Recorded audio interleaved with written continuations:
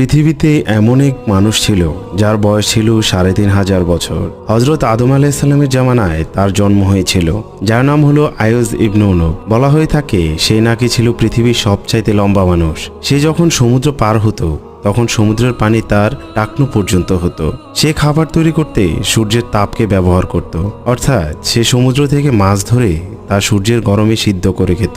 এমনকি হজরত নূহ আলাইহিসসালামের জামানায় মহাপ্লাবনের সময় নৌকাতে না উঠেও এই ব্যক্তি বেঁচে গিয়েছিল। কেননা হজরত নূহ আলাইহিসসালাম যখন নৌকা তৈরি করেছিল তখন আল্লাহ তাআলা ওই ব্যক্তিকে নূহ আলাইহিসসালামের সহযোগিতার জন্য পাঠিয়েছিলেন।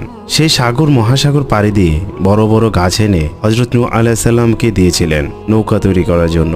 আস্তে আস্তে যখন সে নিজের শক্তি সম্পর্কে অহংকারী হয়ে উঠল তখন আল্লাহ তাআলা মুসা আলাইহিসসালামের মাধ্যমে তাকে ধ্বংস করে দিল। অর্থাৎ সে আদম আলাইহিসসালামের সময় থেকে শুরু করে হজরত মুসা আলাইহিসসালামের সময় পর্যন্ত বেঁচে ছিলেন।